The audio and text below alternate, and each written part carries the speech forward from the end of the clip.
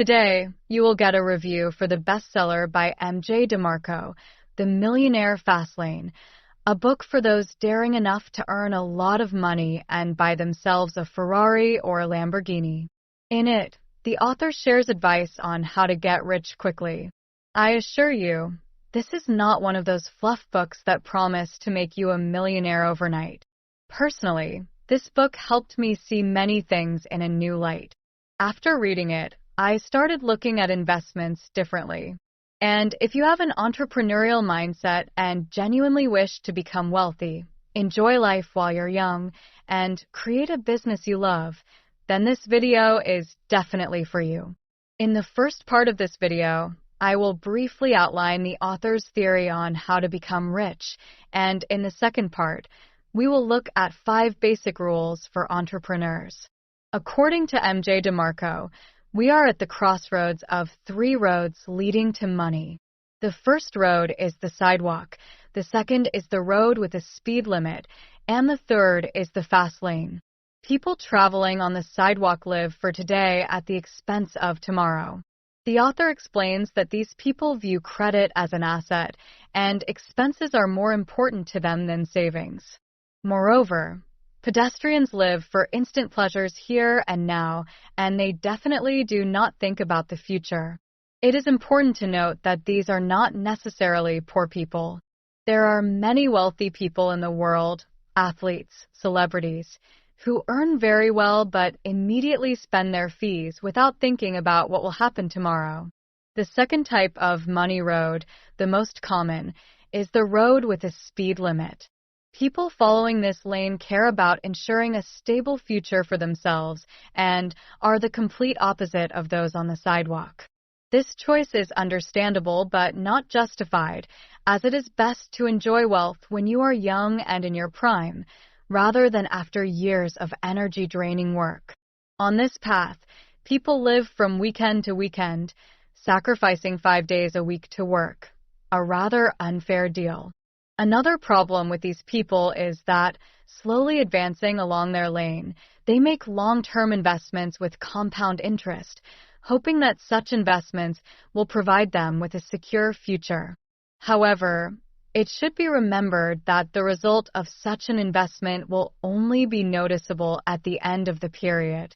If you look at an offer where a $10,000 investment at 15% per annum promises to bring you $2.6 million in 40 years, it sounds enticing, but it is worth noting that in 20 years, you will have earned $163,000.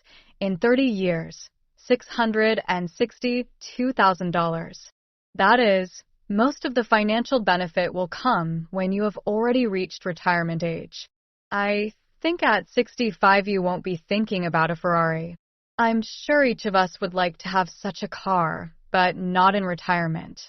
Thus, following the speed limit lane, it is almost impossible to become rich. The author claims that the more you cling to your job, the more limited your income will be. Moreover, the experience gained in one place of work is also limited. In 1 month of running your own business, you will learn much more than in a year of working as an employee. Additionally, working for someone else, you cannot control your income because your salary depends on other people. The author also warns us about the advice of so-called financial gurus. These people themselves would not be able to get rich by following their own advanced advice. In reality, they make money by selling their books, conducting seminars, and courses. If you decide to turn to such a person, make sure that their teachings have also helped them.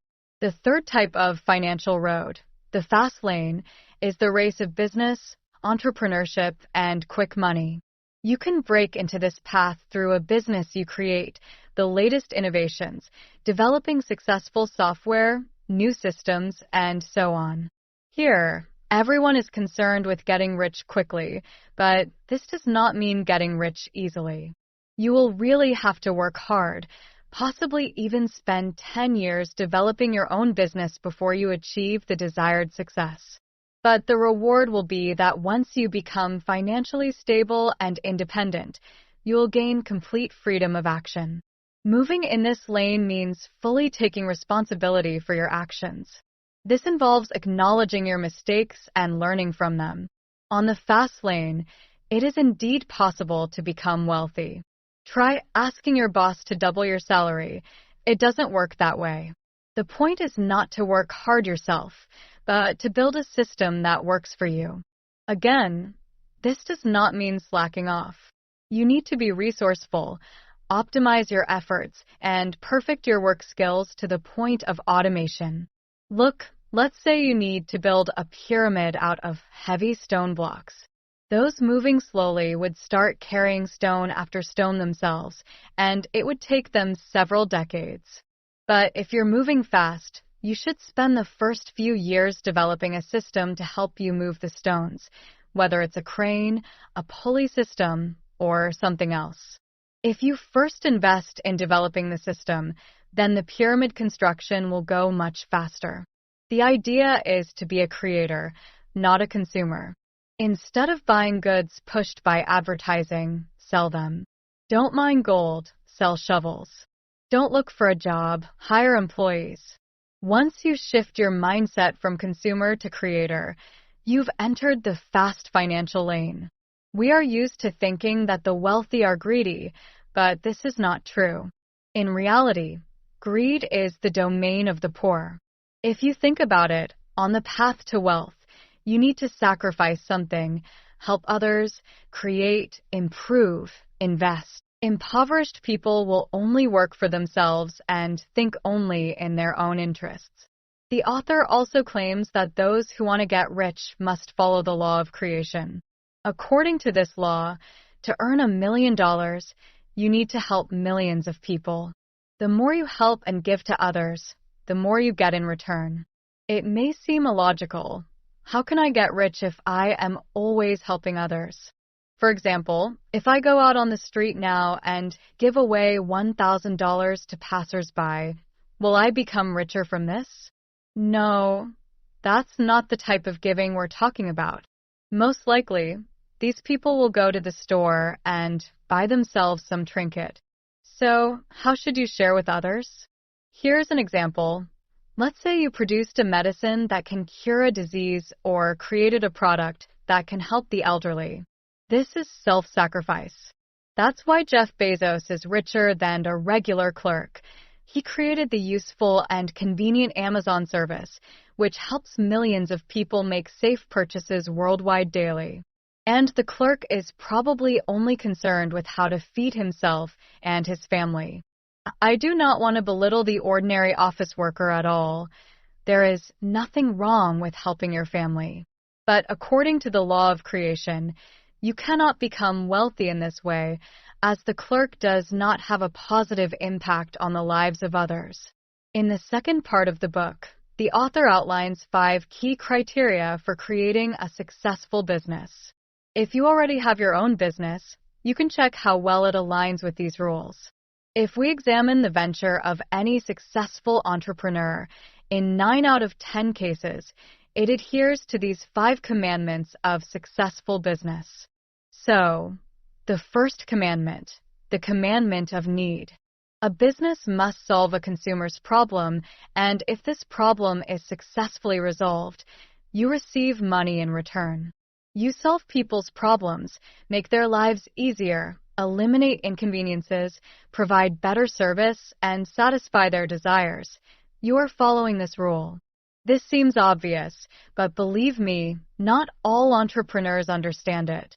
Today, the fixed idea is that you should do what you love, follow your passion, and the market will adjust to you. The market will not adjust to anyone. If I want to buy something and you have what I need, you get my money. I don't care what you love or dream about. There will be thousands of coaches passionately doing their thing, but only 10 students. Is their passion justified? The principle of access shows what needs to be done to get into your business. If any passerby could join you, it would violate the rules. That is, if filling out an online form or giving consent is enough to become part of your business, it breaks the rules. The essence of entrepreneurship is to solve other people's problems, but the problem you solve must also have an element of complexity. This is actually a disguised opportunity. Sometimes a future entrepreneur gives up in the face of legal difficulties, but this only indicates his immaturity and desire to simply find a way to make easy money. Depending on this, people become either millionaires or those who are in an endless race for money. The third rule is control. This is the ground on which you build your business. Do you own this land or does it belong to someone else?